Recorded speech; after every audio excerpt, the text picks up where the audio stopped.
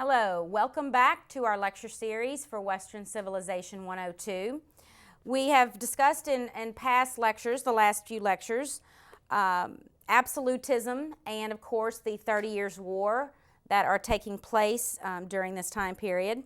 And now of course we're going to turn our attention to the Catalan Revolt, the English Civil War, and the Fronde. So we're dealing with different countries here. Now, with the English Civil War, Dr. Robison will kind of continue on with English history. I know that Dr. Robison has mentioned in the past Queen Elizabeth I, and she was the daughter, one of the daughters, I should say, of King Henry VIII of England, and she will die in office in the early 17th century without an heir. I know Dr. Robison mentioned in a previous lecture that she was unmarried and she had no kids during her she reigned quite a long time in English history. So we'll basically take off after Elizabeth I. Of course, since she has no heir herself, the throne will pass to a cousin who was the King of Scotland. And just to remind you or let you know, you've heard about Mary, Queen of Scots in past lectures. Mary, Queen of Scots, of course, had ties to the royal family in France. And she also, of course, was the queen that will be executed under Elizabeth I because she was involved in some of the plots that were discovered against Elizabeth I, trying to, of course, assassinate or kill her.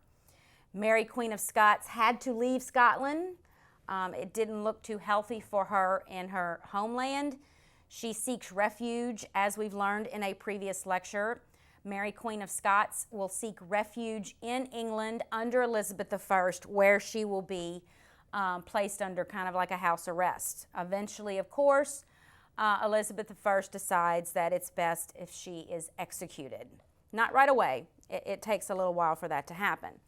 So, you know, ironically, this is so much, it's just so ironic with royalty in Europe, but Mary, Queen of Scots' son, who is James VI of Scotland, will become King of England. And when he is King of England, he is known as James I.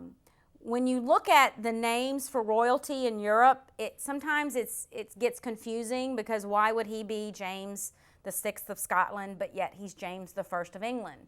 Well, it depends on the names, and as you go up in each country, they've already had a James I, II, III, IV, and V in Scotland. Okay, so he had to be James VI. Well, he's the first James that will become King of England, hence that's why he's James I. Sometimes it's helpful to understand that when you're talking about royalty in Europe. Now, James I, you know, we've talked about absolutism. There are actually different types of absolutism during this time period. James I is known as a divine right absolutist. Divine right, of course, meaning that he feels that he is God's lieutenant on earth and he is only subject to God, which is a very dangerous concept for a government that has a representative body. Of course, in England, it's known as Parliament. You have a House of Lords, a House of Commons, and if you have a king that feels he is divine right absolutist, then of course you have to come to the conclusion that he's not going to be very respectful to Parliament. And that is what we'll see with this new dynasty in place called the Stuart dynasty. We have a new dynasty started in English history. They're known as the Stuarts. And James I will not be the only one who feels this way. Of course, James I manages, we'll find out more of course, but he manages to live a natural life, natural death. He dies peacefully around 1625 in his bed. And of course we have the next of the Stuart kings. His name is Charles I. Now, Charles I also felt that he was a divine right absolutist, and he felt he didn't really need Parliament. Problem is, England, again, I'm very general here, but England gets involved in different wars, and Charles needs money. And we're going to see problems developing between Charles I of the Stuart dynasty and the English Parliament during the 1620s, 30s, around that time frame, early 17th century. It gets to the point where Charles I will actually dismiss Parliament and tell them, you know, I don't need you anymore. When he's finally forced to call it back, Parliament basically tells him that you can't do that again, that they start passing laws to make sure that they cannot simply be dismissed. We'll find out, of course, some of the measures that Parliament will take in order to keep their existence in English history. And so England will experience a civil war in the early 17th century. And not only do they experience a civil war, but Charles I will be executed, beheaded, which is a very dangerous concept, of course, to actually kill your king. But that is what they decided to do in the long run. And of course, England goes through a period under a man named Oliver Cromwell. Eventually, of course, the Stuarts come back into power later in the 17th century. So the Stuart dynasty does not end with Charles I. But the English Civil War was very important to the development of future governments and even to the development of our government, the United States, because Parliament will pass many measures to make sure that England becomes more of a republic. They still have a king, but they're more of a republic and not an absolute monarchy. And that happens throughout this English Civil War. Another country that will be discussed, one of the others that will be discussed in Dr. Robinson's lecture, is France and what's happening in France during this time period. Maybe early 17th century is the time frame for this. And we've left France in a previous lecture discussing Henry IV, the Bourbon king that just takes power in France and issues the Edict of Nantes and grants toleration to Protestants or Huguenots. France settles down. The religious wars end with Henry IV. Eventually, he is assassinated, of course, himself. And so Dr. Robinson will take off after that and talk about what happens in France. France will also experience a little bit of turmoil with their government. They have what's called the Fronde, which is a rebellion that takes place against the monarchy. And this rebellion will definitely shape a very famous French king that many of you may know, Louis XIV, who will be also a topic of a future lecture. So let's find out about the Catalan Revolt, the English Civil War, and the Fronde. The 30 Years' War, about which you learned in the previous lecture, was part of a much wider pattern of conflict in Europe in the mid-17th century that some historians refer to as a general crisis. At issue were religion, politics, questions of who would control government, even the quest for independence in some cases.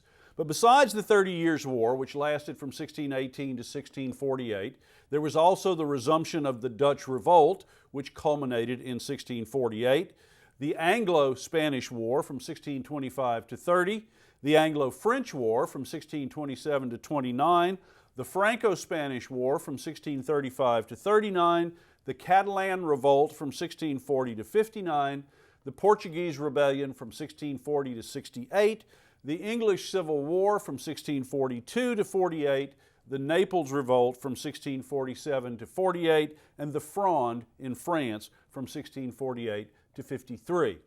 If this did not constitute a general crisis, it was certainly close. Today we'll look at three aspects of this crisis: a series of revolts directed against the government of Spain, a civil war in England, and a civil war in France.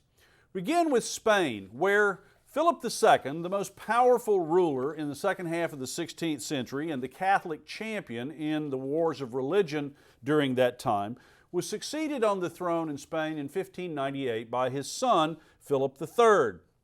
Philip III fairly quickly ended his war with England, which was proving fruitless for both sides, and 5 years later, in 1609, he also made a truce called the 12 Years' Truce with the Dutch rebels.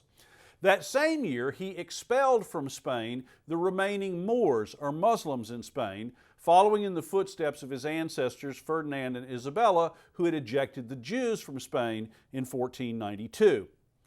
Philip III was quickly caught up in the 30 Years' War in 1618 on the side of his cousin Ferdinand, and in 1621 he was himself the target of the renewed Dutch revolt.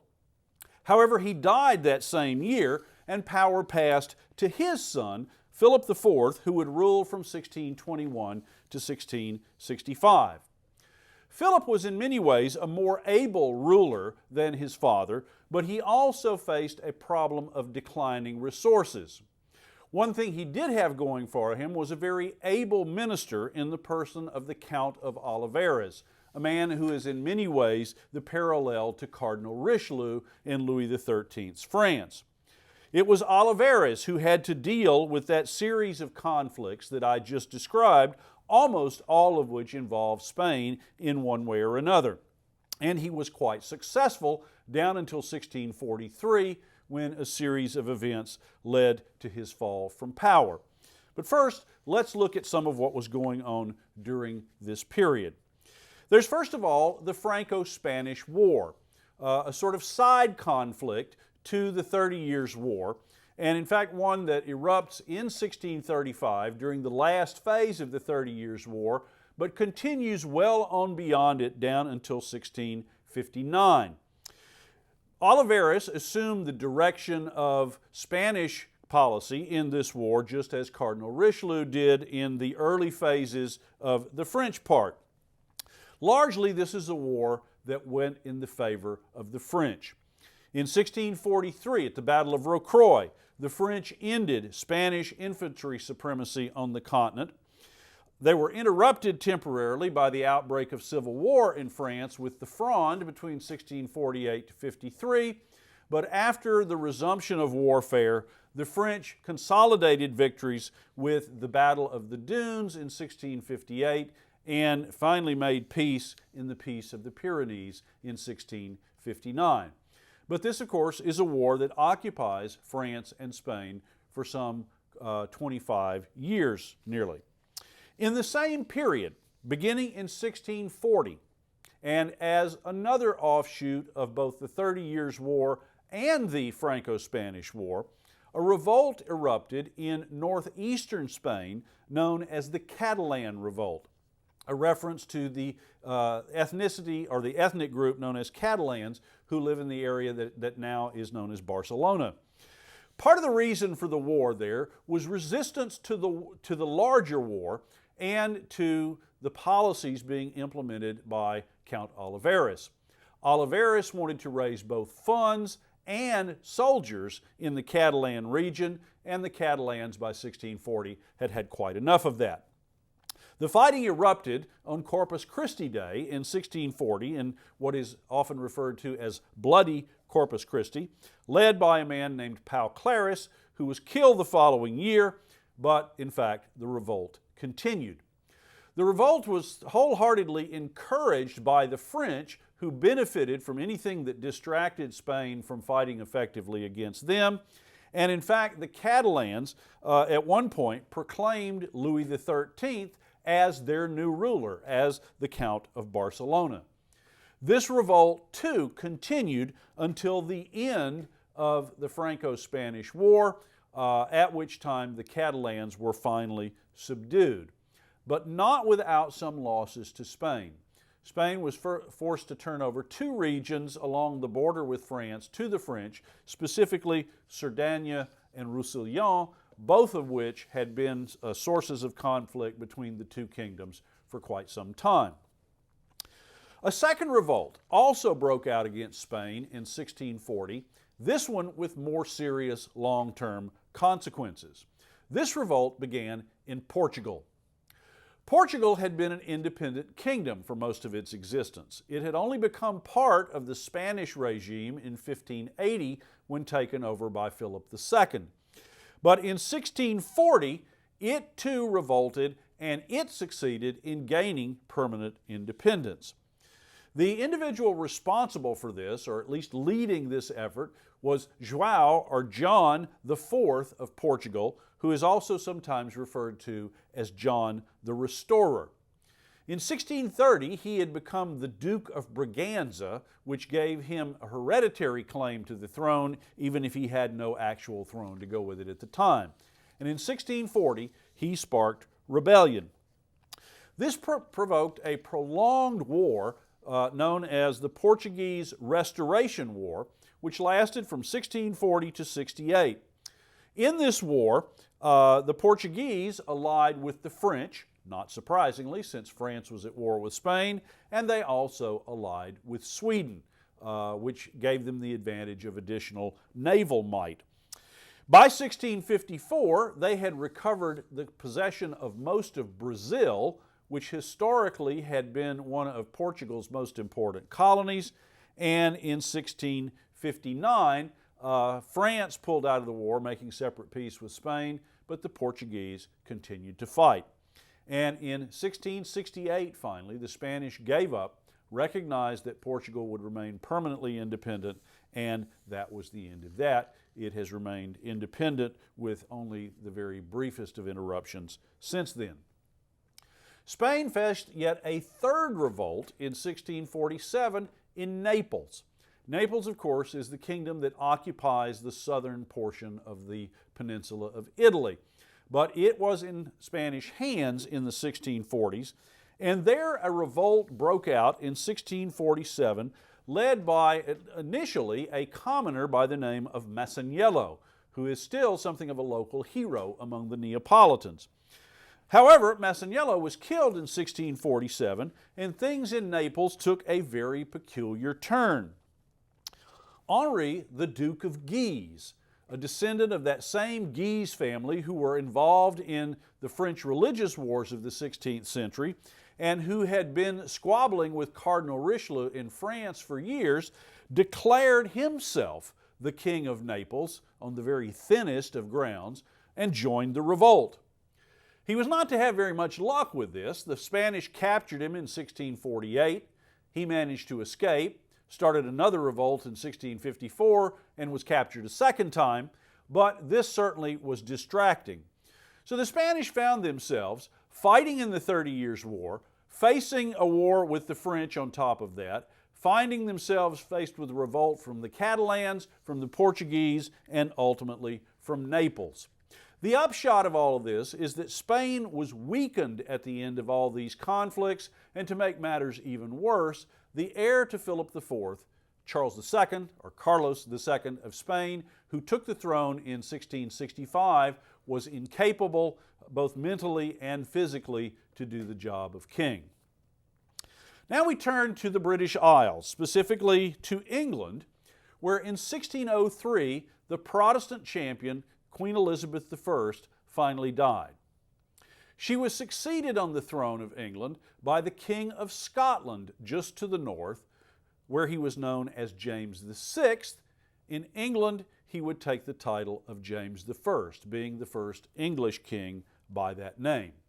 So beginning in 1603, James rules both the Kingdom of Scotland and the Kingdom of England, and by virtue of ruling England, he also rules over Ireland. So all of the British Isles are at least nominally under his power. Now it might seem logical that the three would have been united into a single kingdom, and indeed James wanted that. He proposed that to the English Parliament, and it was debated for a number of years. But ultimately, both the English and to a lesser extent the Scots were reluctant to go along with this because of the hostility between the two groups. So in fact, no union was produced.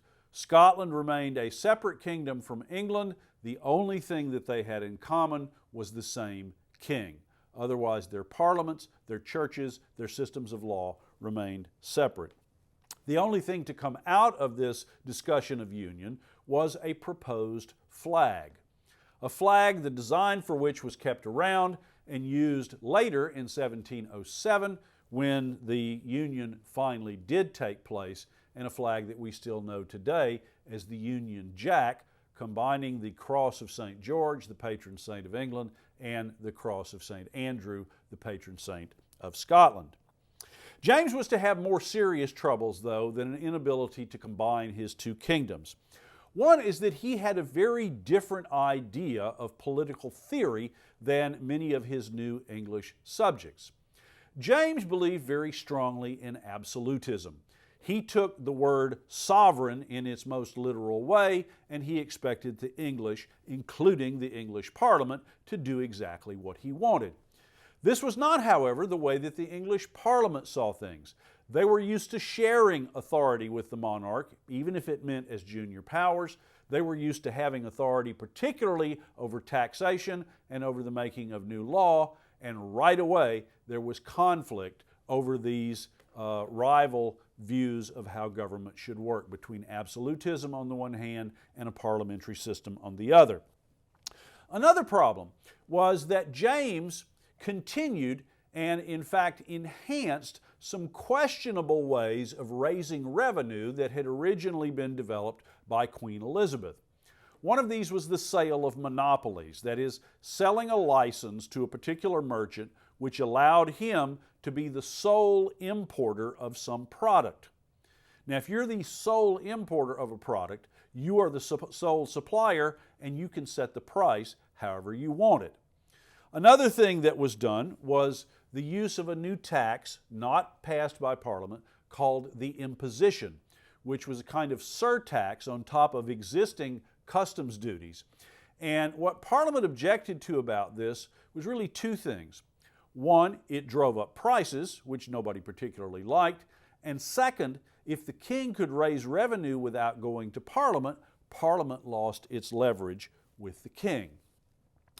Yet another source of trouble was religion. By the time that Elizabeth died, England was split over religious matters, roughly speaking, into a group of Anglicans who supported the existing establishment, a group of Catholic recusants who wanted to go back to the old church, and a group of Puritans who believed that the English church was still too much like the old church and needed to be further purified. James himself was, like the Anglicans and the Puritans, a Calvinist in terms of his theology, but he disliked the Puritans immediately. He mistook them for being like the Scottish Presbyterians back home in his first kingdom, a group with whom he had feuded for most of his adult life. And so they got off to a very bad start and never really recovered. Early on, James's reign was marked by a series of plots against his life, usually involving a handful of Catholic fanatics determined to restore Catholicism. And the most spectacular of these occurred in November of 1605, was discovered on November the 5th. This is the plot known as Gunpowder Plot, involving Guy Fawkes and various other individuals who had planned to blow up the English Houses of Parliament with the king, the nobility, the bishops, and so on inside. This convinced most English Puritans that Catholics could not be trusted, and they expected James to take their side against the Catholics. But he remained staunchly middle of the road, antagonizing both Catholics on one hand and Puritans on the other side. Another decision he made that was quite unpopular in England at the time was to pursue a marriage for his heir with one of the Spanish princesses. This actually went on for a number of years off and on, first with his older son Henry, who died prematurely, and later on with his son Charles, who eventually succeeded him. He attempted in both cases to marry them to members of the Spanish royal household, and this push for what the English called the Spanish match was immensely unpopular with many Englishmen, both because Spain had been the enemy in recent years and also because the Spanish monarchy was staunchly Catholic. Yet another unpopular aspect of James's reign was that he refused to intervene on the side of the Protestants in the 30 Years' War. Even though one of the main antagonists in the 30 Years' War, Frederick of the Palatinate of the Rhine, was his son-in-law, married to his own daughter Elizabeth. Puritans therefore became convinced that James was not sufficiently tough on Catholicism and not sufficiently committed to what they saw as true religion. Yet another problem was James's fondness for favorites. During his reign in Scotland, this was a problem. During his reign in England, it became an even greater problem, the tendency to surround himself with young men to whom he gave an enormous amount of influence. And the most striking example of this was a young man named George Villiers, or the Duke of Buckingham, who practically ended up running the government during the last years of James's reign. Buckingham was seen as an upstart, as corrupt. There were even rumors to the effect that he and James were lovers, despite the fact that Buckingham had a wife and children, and James did as well. And all of this contributed to a very negative image of James by the time that he died. If James had been unpopular, however, he soon was looking good after his son took over in 1625. Charles I almost immediately got off on the wrong foot with his subjects when he took the throne. He, of course, is king in both England and in Scotland. He is Charles I in both. He got off on the wrong foot with the Scots by simply ignoring them. He only went to Scotland once. He waited 12 years before he did so, and after he had been there, he never went back. In England, once again, he antagonized a great many Puritans and even mainline Anglican Protestants by marrying a French princess, Henrietta Maria, in 1625. She was, in fact, the sister of the French king. She brought with her a French entourage that included priests, and this was seen by many people to be making inroads into Protestant England on behalf of continental Catholics. With the encouragement of Buckingham, a rather reckless individual when it came to foreign policy, Charles allowed himself to do something that his father had always been too smart to do, and that was to be drawn into two wars on the continent. The first of these was the Anglo-Spanish War, which broke out in 1625 and lasted till 1630. While fighting that war, Charles also violated one of the cardinal rules of English diplomacy by getting into a war with France at the same time, something that English monarchs always strive to avoid. You never want to be in a war with both the Habsburgs in Spain and the Bourbons in France simultaneously. But that's exactly what happened. As a result, Charles was constantly asking Parliament for money. And Parliament was none too interested in giving him money for what they regarded as a bad policy being pursued by a corrupt favorite, Buckingham now having switched his allegiance to Charles. On top of that, they were also furious at Charles's religious policy, which seemed to favor a much more Catholic-leaning form of worship and Catholic-leaning form of theology than that of his father. Things came to a head several times actually, but first in 1627, when Charles, unable to get Parliament to give him sufficient revenue to wage two wars simultaneously, resorted to something called the forced loan.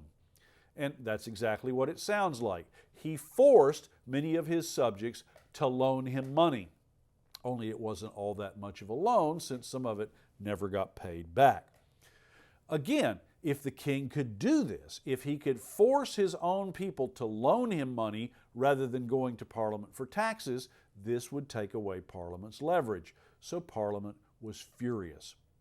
When he called them again in 1628, still needing money, Parliament's response was not to vote the king the taxes he asked for until he had agreed to a petition known as the Petition of Right, which specifically condemned the sorts of practices in which Charles had been indulging in recent years. Charles ultimately agreed. He ultimately agreed to the terms of the Petition of Right. He got the revenue he was asking for, and then he reneged on the whole deal. But, unfortunately for him, he soon found himself needing money again, and in 1629 he had to call Parliament once more. A Parliament this time resulted in a sharp confrontation between King and the House of Commons. With the House of Commons growing increasingly critical of the King's policy, he decided to disband Parliament by sending his official, who is known as the Black Rod, because he carries a black rod as the symbol of his office, to disband Parliament. In order for this to happen, when the Black Rod showed up, he gave the word to the Speaker of the House of Commons to dismiss the Parliament, and that was that. Only there were several individuals, led by a man named Sir John Eliot, who held the Speaker down on his seat until they had voted for a series of 3 resolutions, once again condemning the King's policy. Several of them were subsequently arrested, bringing up the whole question of whether or not the King had the right to arrest anyone for what was said in Parliament. Whatever the case might be, Charles I decided in 1629 that he would never call Parliament again, that he would rule on his own, and that he would find ways of making that pay for itself. And so there began an 11-year period in his reign that is often referred to as the personal rule, because he ruled without Parliament. In doing so, he was assisted by a number of individuals, but in particular by the Archbishop of Canterbury, William Laud, and by a man named Thomas Wentworth, whom he later made the Earl of Strafford. William Laud was, like Charles, an advocate of a theological system known as Arminianism. Now, to put it in its simplest terms, Arminianism is very different from the predestination that Calvinists believe in. Calvinists believe that man is predestined to salvation or not, that it's already been determined, that it's already foreordained. Arminians, on the other hand, believe in free will, that is, that individuals have the freedom to choose good or evil and therefore to choose salvation or not. Now, who else believes in free will? Well, Roman Catholics, and therefore any Arminians in England were immediately suspected of being closet Catholics. Furthermore, Laud favored a form of liturgy and worship that involved what he called the beauty of holiness, which used lots of candles, lots of ritual, lots of vestments and music and what have you, which again looked to the Puritans very, very Catholic. So there's going to be a huge dispute during the personal rule over religion between Calvinist Puritans and even many Calvinist Anglicans and these Arminians. Another problem was that Wentworth and Laud came up with a system of raising revenue, sometimes referred to as the policy of thorough, or the thorough policy. And it certainly was thorough when it came to getting money out of the king's subjects. There are a whole bunch of ways that they did this, but there are 3 that are particularly noteworthy. One of these involved something called knights' fees. People who had reached a certain level of wealth and status in English society were expected at some point to accept the title of knight. And the customary time for doing this was when a new king was crowned, as Charles recently had been. A number of people, however, had chosen not to do that, chosen not to incur the expense of becoming knights. So what Charles did during the personal rule was to force them to do so or else pay fines. So he got their money either way, either as knights' fees or as fines for refusing. A second thing that the policy of thorough entailed was abuse of the forest laws. Now, as anybody who's ever watched a Robin Hood movie knows, you're not supposed to poach the king's deer in the king's forest. Well, where exactly are the king's forest? Virtually any forest is the king's. But by the middle of the 17th century, there were vast sections of England that had once been forested, but that no longer were, that were now pasture land or farmland or what have you. And what the king and his ministers began to do was to enforce the forest laws, not where there was actually forest, but everywhere that there had ever been forest. And so people found themselves being arrested and having fines collected from them for committing crimes that had not been treated as crimes, in some cases for hundreds of years. And they deeply resented this. Perhaps the biggest issue had to do with something called ship money. For hundreds of years, cities on the coast had paid a tax to the government which they were very happy to pay to build ships. They were happy to do this because those ships protected them, protected their trade, protected them from pirates, and so on. No controversy. But during the personal rule, Charles began collecting ship money from other towns that were nowhere near the sea, and this was deeply, deeply resented. Now, to make matters worse, he is raising money without Parliament. He is implementing a religious policy that is unpopular. And who is enforcing all of this? Well, in the local counties, the sheriff and the justices of the peace, the same social class that provides members of Parliament, were having to enforce these unpopular laws on their own neighbors, which meant that either they did a poor job and were in trouble with the king themselves, or they did a good job and lost the favor of their neighbors. On top of this, there were some pretty grotesque examples of religious persecution, including a case in 1637 where three Puritan writers named Burton, Bastwick, and Prynne had their ears cut off for opposing royal policy. Therefore, by 1637, there was widespread discontent with the king and his ministers in England. But what actually triggered warfare was the king's decision that same year to force the Scots to adopt the English form of worship. What he tried to do was to force the Scottish Church, which was Presbyterian in nature, to adopt the English Book of Common Prayer and all of the theology and practice that went with it. The Scots responded to this with a resounding no.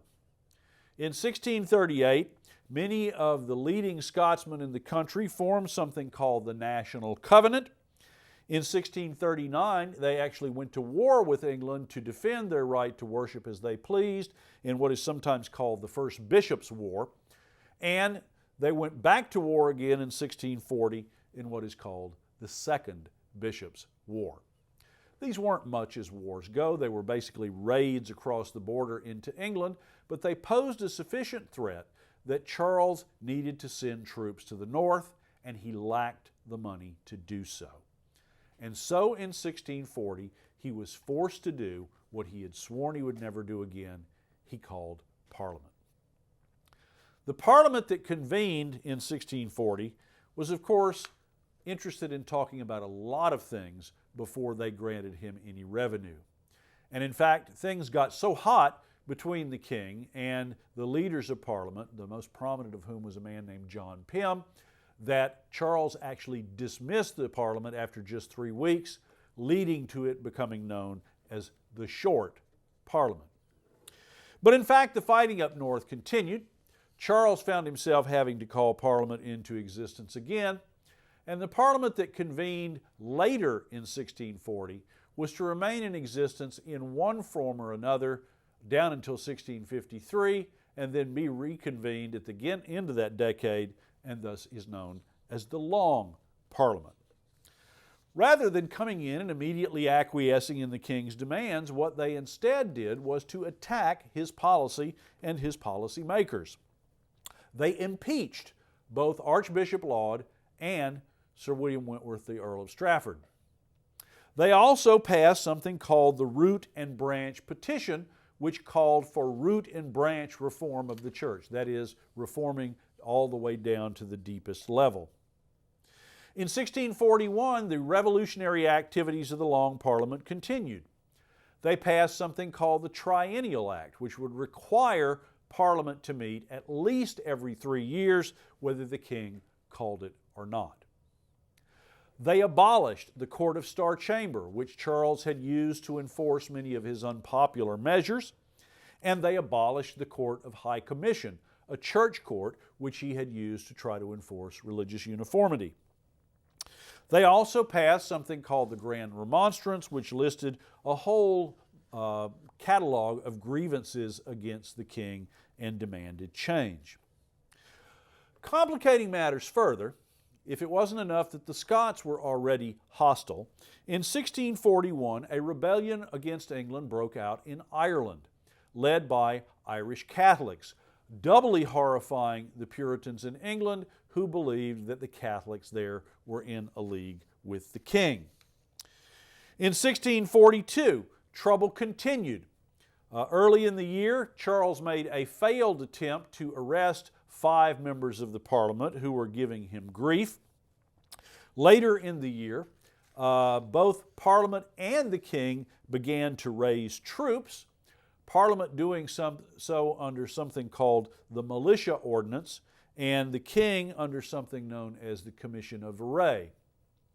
Also that year, Parliament issued something known as the 19 Propositions, yet another call for reform, like the Petition of Right and the Grand Remonstrance. And by August, the two sides were at war, Charles raising his standard in Nottingham and going to war with his own parliamentary people.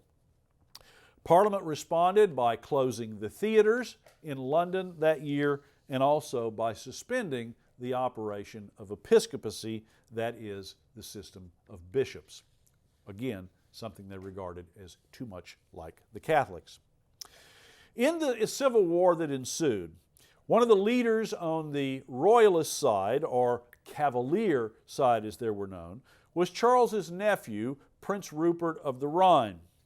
One of the leading figures on the parliamentary side, or the Roundheads as they were called, was a hitherto obscure figure named Oliver Cromwell, who was about to become the great military hero of the war. In addition to the outbreak of hostilities, a number of Puritans called together a religious assembly called the Westminster Assembly that set out to implement wide-ranging reforms in the church. In 1643, the Scots, who remember had revolted against the prayer book, entered into an agreement with the parliamentary forces in England called the Solemn League and Covenant.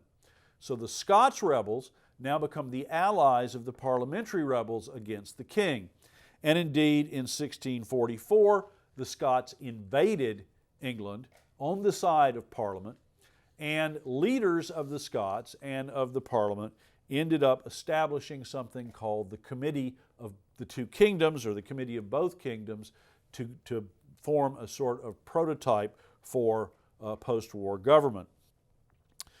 The tide of the war turned in 1645. In that year, Parliament abolished use of the prayer book in England. That same year, they executed Archbishop Laud for treason. But more important is that they created a new form of military organization called the New Model Army, in which actual ability became the main reason for being made an officer or given a promotion.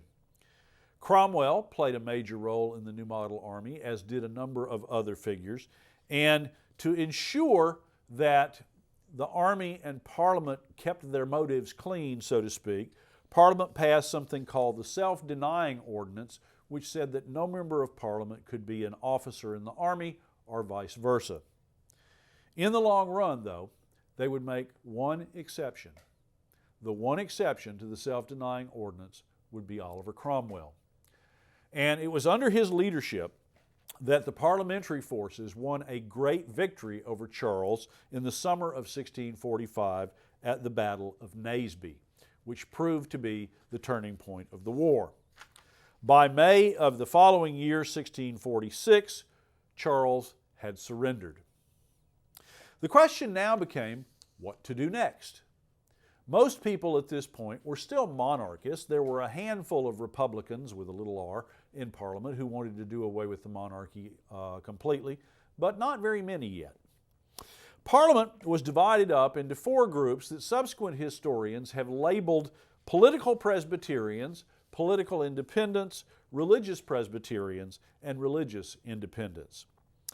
The political Presbyterians were those who favored taking it easy on Charles I, who wanted to continue to have a national church, and who were central to the alliance with Scotland. The political independents distrusted Charles I. They favored religious toleration as opposed to a national church, and their main power base was in the New Model Army. The so-called religious Presbyterians, who overlapped, but not completely, with the political Presbyterians, were Orthodox Orthodox Calvinists who favored a Presbyterian form of government, but were not particularly radical in any other way. The so-called religious independents overlapped to some extent with the political independents, but not completely. They too were Orthodox Calvinists, but they favored a system where every congregation was independent, and they came to be those who favored a full-blown revolution in 1648 and 49, a revolution that would lead to the overthrow of the monarchy. Meanwhile, besides conflict in Parliament, there was conflict elsewhere. The army had moved into London and began to play an increasingly political role as time went on. There also emerged a movement in the army and in the population generally among a group of people called levelers who were actually calling for democracy, an extraordinarily radical idea at the time. But before any of this could be settled, Charles escaped, entered into an agreement with the Scots, known as the Engagement, the Scots now turning their coats, and in 1648 there erupted what is known as the Second Civil War. Essentially a series of royalist uprisings, a new Scottish invasion that ultimately culminated in another victory for the parliamentary forces led by Oliver Cromwell. Towards the end of this Second Civil War, a group of soldiers led by a colonel named Colonel Pride went to Parliament and purged Parliament of all of the Presbyterians, leaving the more radical independents as the only people remaining in Parliament, or what now came to be known as the Rump Parliament. Early in 1649, this Rump Parliament took the radical decision of declaring England a republic and executing Charles I, who died on the scaffold on January 30th, 1649. For the next 11 years, England would have no king, a period known as the Interregnum or the Republic, a period which would see parliamentary power gradually give way to dictatorship as Oliver Cromwell, riding a series of victories both at home and abroad, would become a full-fledged military dictator. That brings us to the Civil War in France. There, Louis XIII had inherited the throne from his father Henri IV in 1610 at the age of only 10 years old, which meant that he had a long minority in which his mother, Marie de Medici, was his regent. He also, during that period, married Anne of Austria, a Spanish woman in spite of the appellation, and this meant that for much of the rest of his life he had two women in his family, neither of whom he got along with. He and his mother did not see eye to eye, neither did he and his wife. The result of this was short-term conflict with his mother, and also it was a long, long time before he and his wife produced an heir. During his reign, religious conflict erupted again. Religious wars broke out in 1614 and continued on down until 1629. The key figure in helping him deal with this was Cardinal Richelieu, who became his chief minister by 1624 and remained so until his death in 1642. Richelieu, more than Louis XIII, helped to keep alive the absolutism that Henri IV had established after becoming king himself. Even though he was a cardinal in the Catholic Church, his guiding principle for everything was raison d'etat, reasons of state, and that trumped everything else. He helped to revive absolutism, even at the expense of the church. He created a system of officials known as the intendants, who were sent out into the countryside to keep an eye on things for the central government, to enforce the law, to enforce the collection of taxation, and so on. He also recognized that to compete with the Dutch and the English and the Spanish, that the French must have a better navy. And so Richelieu, in fact, created not one fleet, but two. A Mediterranean fleet, since France is a Mediterranean state, and an Atlantic fleet, since France is also an Atlantic state. He also managed to double the revenue coming in to the government by more efficient collection. So in fact, he did make the monarchy much more powerful. He also was successful in the religious wars. He personally participated in the siege of La Rochelle that led to the defeat of French Huguenots by the Catholic government. And in 1629, he issued something called the Edict of Alais, which had the effect of restricting Huguenot rights. It did not do away with Huguenot rights, but it did significantly restrict them. Richelieu also deserves a lot of the credit for French success in foreign policy. He subsidized the enemies of the Habsburgs in the 30 Years' War, even though many of them were Protestants, until France entered the war itself in 1635. Thereafter, many of the French victories which occurred owe their foundation to Cardinal Richelieu. However, towards the end of that conflict, there was to be a major shakeup in the French government. In 1642, Cardinal Richelieu died, and the following year, Louis XIII died as well. Because he and his wife, Anne of Austria, had rarely seen eye to eye, they had spent much of their time apart and had only gotten around to producing an heir a few years earlier. And therefore, the king who replaced Louis XIII, a man who we are much more familiar with as an older person, was a 5-year-old boy who took the throne as Louis XIV. Therefore, France was to face another long minority, and that was to bring trouble. Louis XIV's regent during his minority was his mother, Anne of Austria, who was doubly unpopular in that role because, first of all, she was a foreigner, and secondly, she was a Habsburg, and by now the Habsburgs were the enemy again. In addition to that, Richelieu had been replaced as chief minister by Cardinal Mazarin, a man that Richelieu had groomed himself for the job, but there was one major difference between Richelieu and Mazarin. Richelieu had been a Frenchman. Mazarin was Italian, and therefore many of the French disliked him as a foreigner as well. Furthermore, they disliked him as a foreign churchman. And so, as a pair, Anne of Austria and Cardinal Mazarin were both seen as outsiders, both seen as enemies, and both regarded in a very unfavorable light. And they did a number of things to make this worse. They, of course, inherited the later phases of the 30 Years' War and the ongoing war with Spain.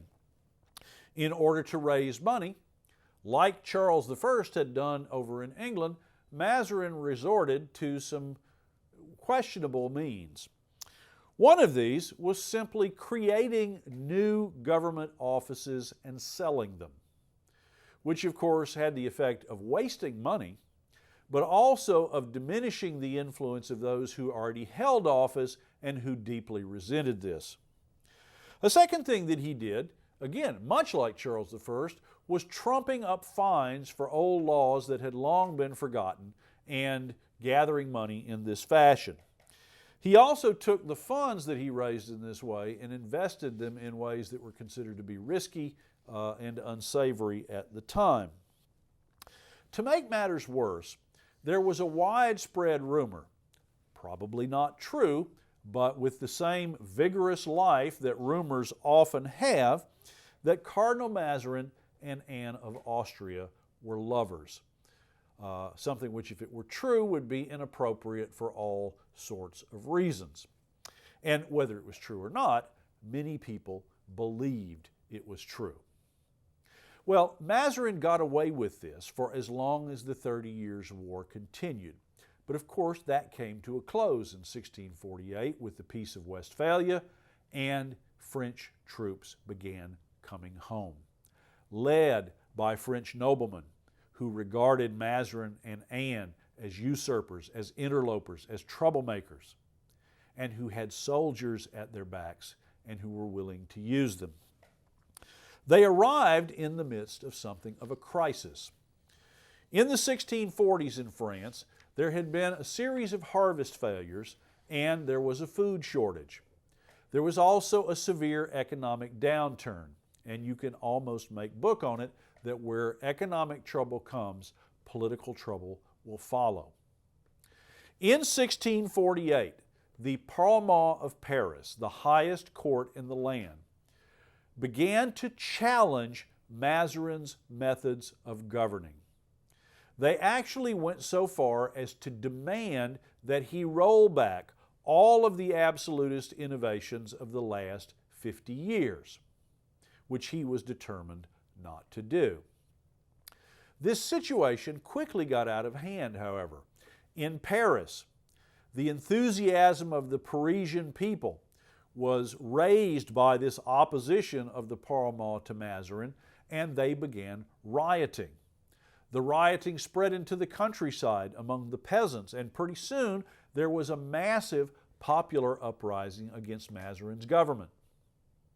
This panicked the Parlement, which quickly backed down and tried to restore order, but by the time they had done that, many of the nobility were arriving home. This uprising, led by Parliament and then spreading to the population, is often referred to as the Fronde parlementaire, and it lasts from 1648 to 49. Beginning in 1650, we have the Fronde des Nobles, or the Fronde of the nobility, in which nobles actually took up arms against their own government, sometimes acting in conjunction with Spain, with whom France was still at war. At one point during this conflict, little Louis XIV was caught in his bedroom by a group of noblemen, thought certainly that he was about to be killed, and was in blind panic. Although they left him alone when he pretended to be asleep, he never forgot this, and he determined that someday, when the opportunity presented itself, he would get even. And he did. In the meantime, Mazarin was run out of the country, Louis and Anne were run out of the city of Paris, and they spent much of the time between 1650 and 53 back and forth from Paris to other parts of the kingdom. Because they were peripatetic so much of the time, Louis frequently had little access to his income. He often found himself dressed in rags, and it was an entirely miserable experience for him. Eventually, the whole thing just sort of petered out. Many of the nobility lost interest. Many of the French were eager to return to peace, to have a real king govern them. And in 1652, Louis XIV came back to Paris, where he was welcomed enthusiastically. Shortly thereafter, Mazarin joined him as well. The upshot is that Louis and Mazarin would gradually restore order, and by the time that Mazarin died in 1661, Louis, by then a young adult, would be firmly in charge. The results then of all of this are very different. In Spain, the results of the revolutions were to weaken the government, which was further weakened by the death of Philip IV and the inheritance of his disabled son, Charles II. In England, the ultimate upshot of the Civil War and Revolution would be the return of monarchy in 1661 in the form of Charles II. In France, of course, the result would be the age of Louis XIV. Yeah, so just when you think we're finished discussing and lecturing about warfare, of course, we start seeing civil war and rebellion taking place. Even though the 30 Years' War was the last of the really religious wars in Europe, warfare obviously is not over. When we come back for our next lecture, we'll kind of continue on with French history. And Dr. Elliott will talk about the reign of Louis XIV, or the age of Louis XIV. Of course, Louis XIV being very important to Louisiana history as well. So you may have heard of him in your Louisiana history class. So we'll find out during the next lecture about the age of Louis XIV. Until next time.